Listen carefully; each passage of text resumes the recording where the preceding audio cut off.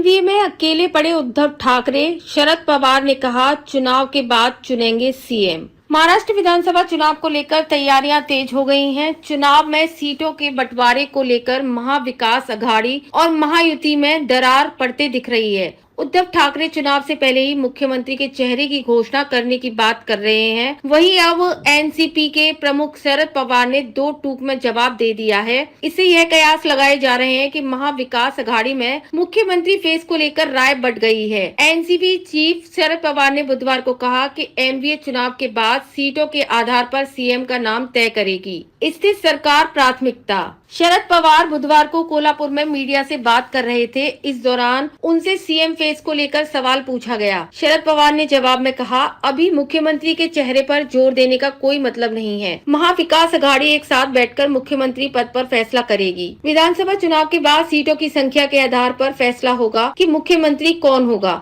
अभी महाविकास अघाड़ी को बहुमत मिलना जरूरी है। लोगों के समर्थन के बाद स्थिर सरकार देना जरूरी है। उन्होंने कहा कि वह चाहते हैं कि एमवीए सीट बंटवारे की प्रक्रिया पूरी करे और जल्द से जल्द चुनाव प्रचार शुरू करे। पवार ने कहा, एमवीए नेताओं को 7 से 9 सितंबर के बीच बातचीत शुरू करनी चाहिए। उन्होंने यह भी कहा कि उन्हें उम्मीद है कि चुनाव प्रक्रिया नवम्बर के दूसरे सप्ताह तक पूरी हो जाएगी।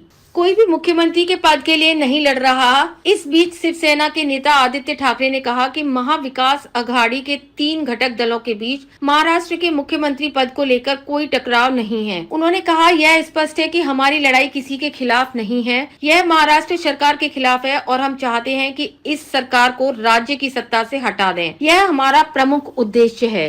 एमपी के मुख्यमंत्री पद के दावेदार का नाम चुनाव के बाद तय होने के शरद पवार के बयान पर उन्होंने कहा, यह सही है, आंतरिक चर्चा होगी। कोई भी मुख्यमंत्री के पद के लिए नहीं लड़ रहा, लेकिन सीटों को लेकर रस्साकसी हो सकती है। सभी हर सीट पर दावा करेंगे। राज्य सरकार को आड़े हाथ लेते हुए पूर्व मंत्री ने कहा कि शासक मुंबई को बेच रहे हैं। 1977 में भी हुआ था ऐसा। इमरजेंसी के बाद देश के चुनाव हुए थे। इस चुनाव में जयप्रकाश नारायण ने सभी विपक्षियों से एकजुट होने की अपील की थी। जब वो सब एक साथ आए तो चुनाव में कोई चेहरा नहीं था। चुनाव के बाद मोरारी जी देसाई का नाम प्रधानमंत्री पद के लिए आया। तब तक उनका नाम कहीं नहीं आया था। वह फैसला चुनाव में बहुमत मिलने के बाद हुआ। सुप्रिया सुले ने 2 सितंबर को एक इंटरव्यू में कहा था, हमारे लिए सेवा मायने रखती है।